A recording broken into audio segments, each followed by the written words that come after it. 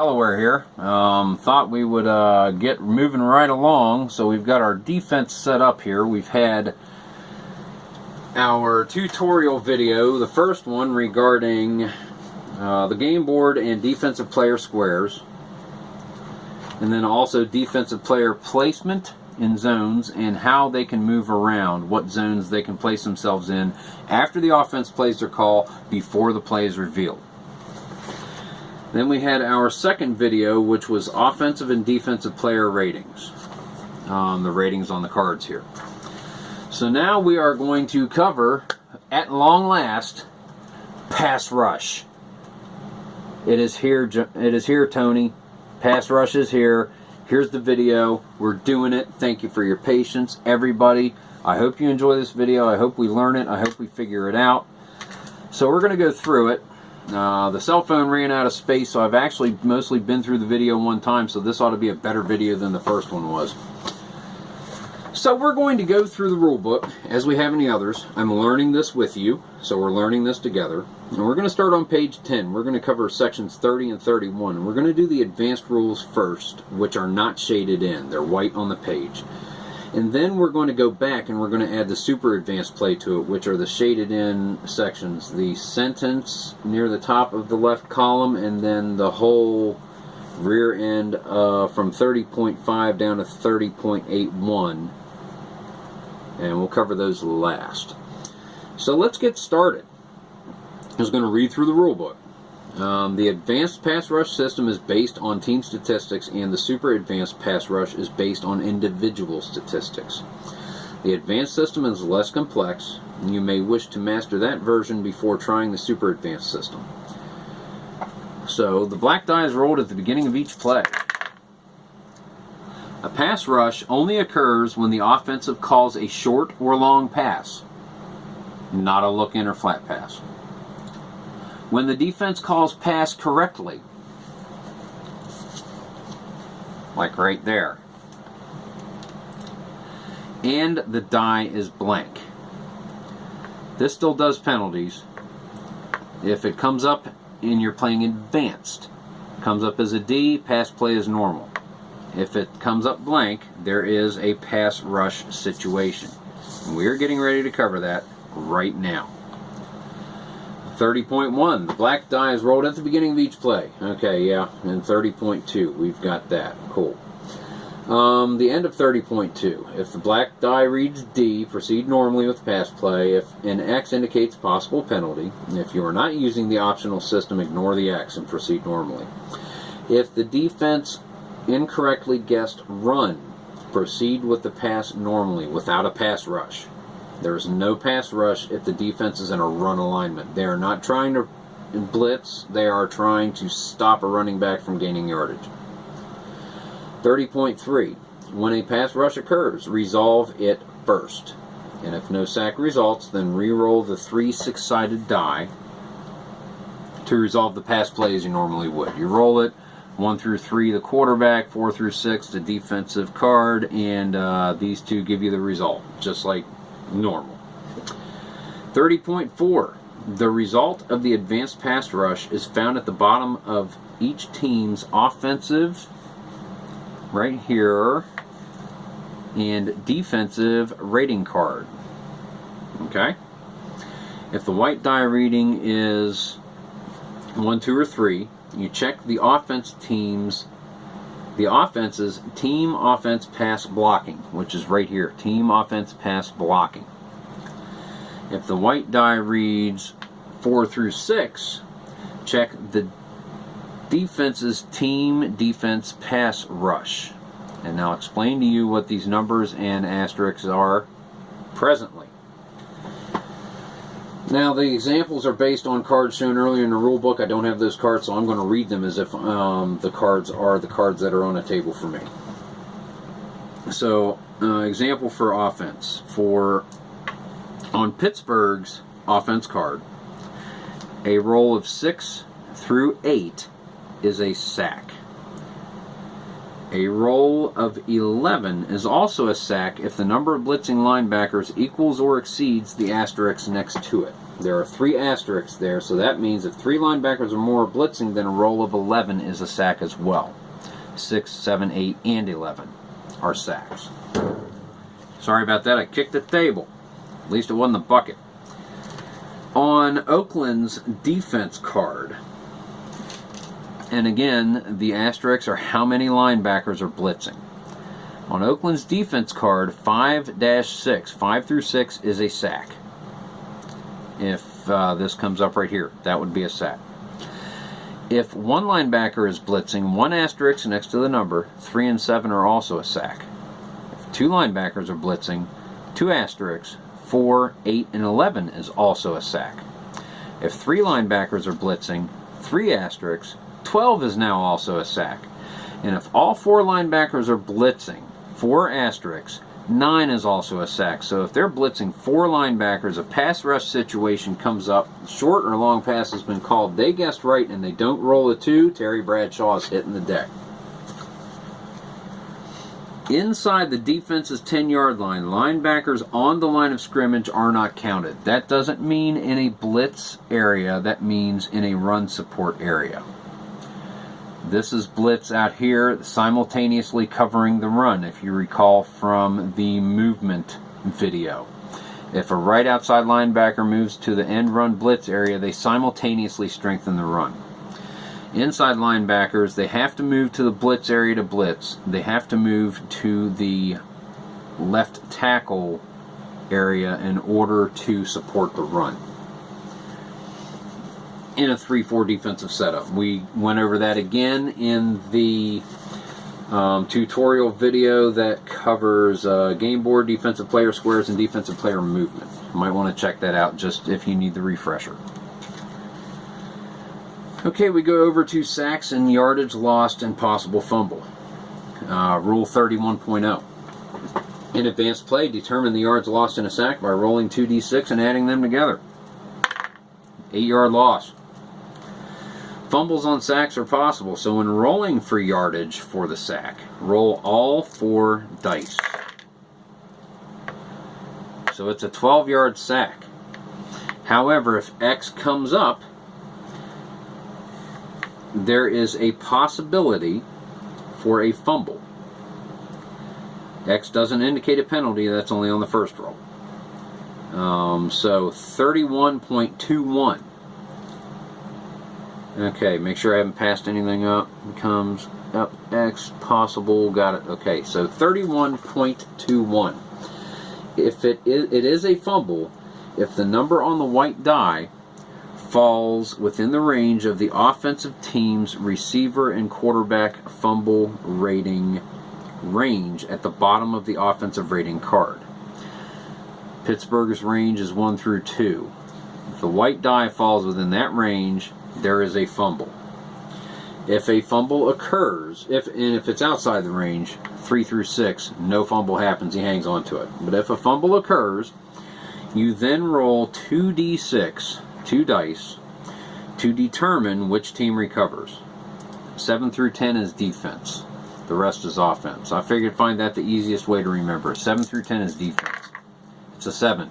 It's a turnover. Defense falls on it. Other pass rush notes. On a pass, if a defender is blitzing and his pass defense rating is needed to determine the result of a play, the play is considered automatically completed for the stated yardage. You will recall that, say, flat pass, linebacker in zone.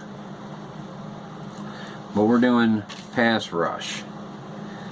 So we'll say, if they're blitzing.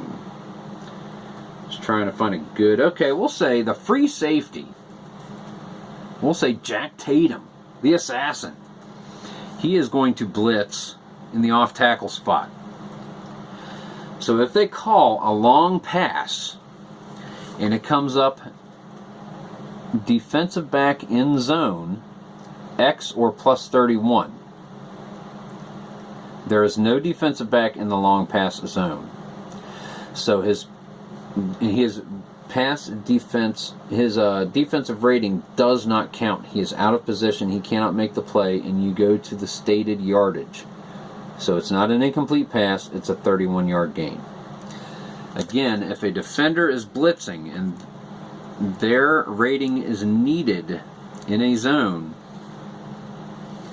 defensive back in zone, X or plus 31 on a long pass. Tatum's not there, so defender X is not a possibility. It automatically goes to plus 31 yardage.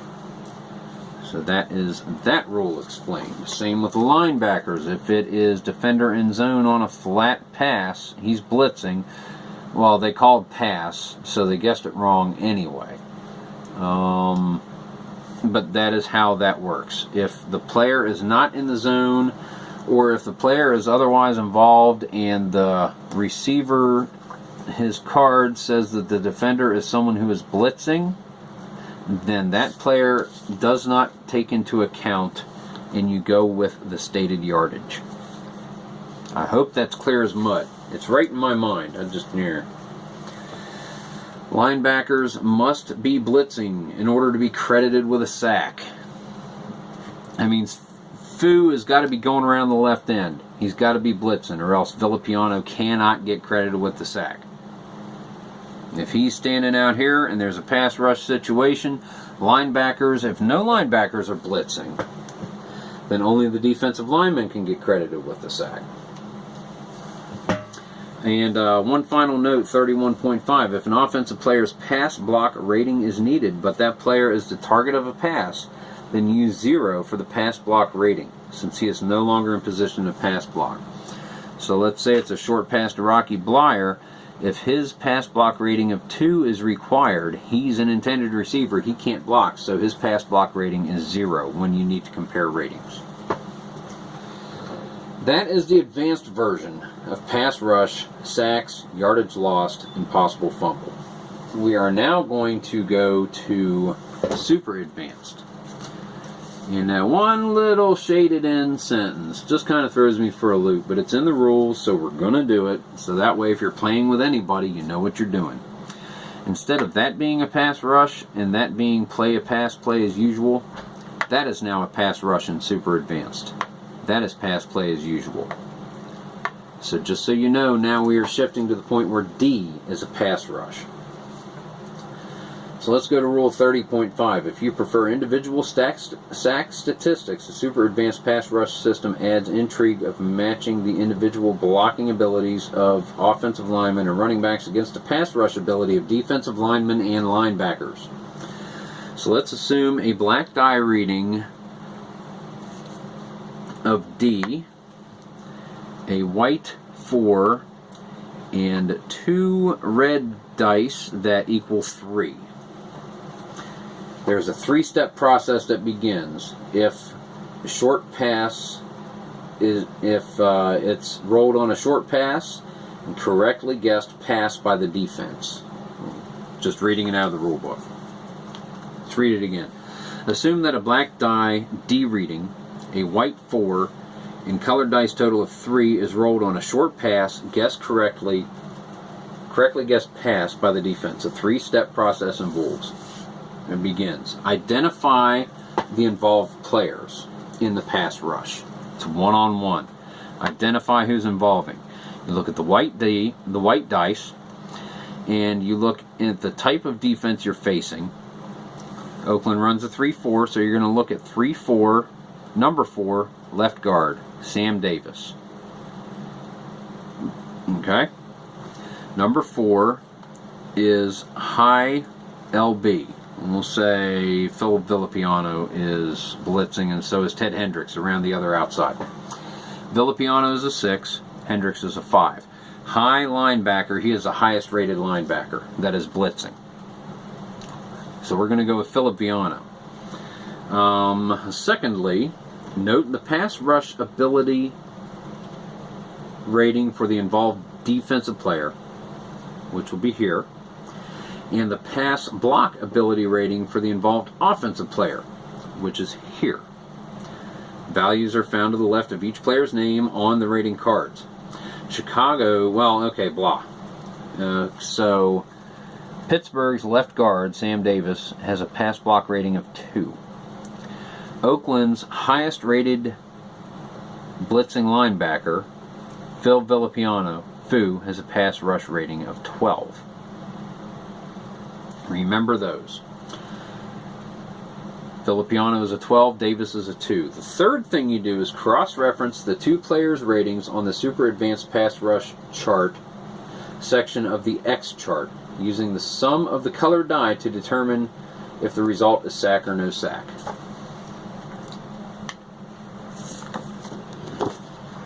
Fu is a 12, Davis is a 2. You go through the chart, 2 through 12 is a sack. Villapiano put Bradshaw on his butt. Boom, there you go. That's how you do it, right there, in a nutshell.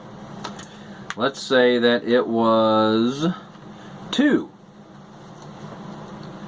If it is 2, you look at offensive right guard, which is Jim Clack, his pass blocking of 2. And Ted Hendricks has a split rating, which we'll get to later. But his split rating, the one you use for pass rushing when his position is demanded, second highest linebacker blitzing, Villapiano is a 6, Hendricks is a 5. You use the non-asterisk rating. So you use the 12. Again, 12 to 2. The same result. 12, 2. 2 through 12 is a sack. That is how you determine individual super advanced pass rush. Let's go to Rule 30.6, top of the right column, still page 10. Several superior pass rushers have 2 ratings. Here we go, Ted Hendricks. Their normal rating, which is the 12, and an asterisk rating, which is the 2 and the asterisk. I think I went over that. I really hope I did. Refer to his normal rating when he becomes involved via his position being identified by the white die.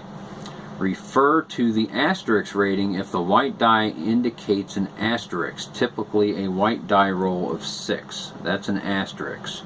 It goes to the guy with the asterisk rating. And you would use that rating, 2 and 2. So in checking out 2 and 2, 2 and 2, 2 through 4 is a sack, 5 through 12 is no sack. 2 through 4, he rolled a 3. Hendricks gets a sack in that instance. 30.61, if 2 or more players on a defensive team have asterisk ratings and an asterisk player's ability is required, alternate or choose randomly between them. One way, roll a dice. Whichever one is highest on the list, they're odd. And then pick whichever one you got. 30.7, no sack occurs if. And there are 3 instances. There are no players in the defensive lineup with an asterisk rating, and an asterisk rating is needed. So if that comes up and no one is in the lineup, say Hendricks is out of the game at the moment and he's been replaced by Rick Bonas, who is, he's in. No one has an asterisk rating and 6 is rolled, there's no sack. There are no linebackers blitzing, and the required rating is that of the highest blitzing linebacker. No linebackers are blitzing. It's a pass rush situation, and you need the highest rated blitzing linebacker. There's no blitzing linebackers, no sack. And there are 0 or 1 linebackers blitzing, and the required rating is that of the second highest blitzing linebacker. Second highest linebacker, number 2. There's only 1 blitzing. There is no second highest. There is no sack. Those 3 instances, there is no sack. Rule 30.8. The area beneath the super advanced pass rush chart shows how blitzing linebackers can increase the rating of an individual pass rusher. So let's just bring this out. We're looking right down here. In a 3-4 defense, 4-3 defense, but they have a 3-4 defense. An example in a 3-4 defense with the highest rated blitzing linebacker, whose pass rush rating is 4, for example. As the indicated pass rusher, 2 additional blitzing linebackers increase his rating by 1. The rule book says to 6, but that is incorrect. Number of linebackers blitzing in addition to the indicated player. If there's 2 in addition to the indicated player, you increase his rating by 1. So if he's a 4, now he's a 5. If there's 3, you increase it by 3. So instead of 4, he's a 7. Right up here. If there's 4 linebackers blitzing in addition, like you got mess linebackers going in, you increase his rating by 5. So he's no longer a 4, he's a 9. Or if you're using Ted Hendricks or Fu, if you're using Stork or Fu, both of them start at 12. If you're blitzing 4 linebackers beside them, they're now a 17. And only someone with a pass block rating of 7 stands a chance of stopping them from getting to the quarterback, with only an 8 through 12 right there. That is how the individual ratings come into play. Now let's go to 30.8. The area, okay, we did that. 30.81. However, blitzing linebackers have no effect on the pass rush rating inside their own 10-yard line. So if you're inside the 10, this does not happen. It is only from the defense's 11-yard line towards the opponent's goal line. That is how you do pass rush. I think we covered it. I am learning. And I don't know everything, contrary to popular belief. So if I missed something, if I got something wrong, I encourage communication, comments, talking about it. Let's hammer this out, because it's not only me learning, it's people who are watching the video learning, and you're not putting me in my place. We're making the game better for people who are just starting the game. Like I said, the football game's coming out in just a couple of weeks, so people are watching videos so they know what they're getting into, so they can open the box, crack at it, and go. And that's what this video is for. So I really hope that it was helpful. I really hope so. If there's any other videos that you would like, any other topics covered, go ahead and comment on it, and we'll do this again. We'll learn side by side. That being said, this is Chris, strat-o-matic Delaware. Please take some time and hit that little thumbs up thing if you like the video, so that way I know to keep putting out material like this. Go ahead and share this through social media. Share the link of the video with a friend you think would really enjoy it or benefit from it. Subscribe to the channel if you're not already a subscriber, and if you are already a subscriber, thanks guys. You have no idea what it means to me. I do this for you. I do it for me. I enjoy making the videos, and I like hearing the sound of my own melodically beautiful voice. But I do this for you. I really do, and I hope you appreciate it. Strat-o-matic Delaware. The name is Chris. Guys, have a wonderful evening. Keep on.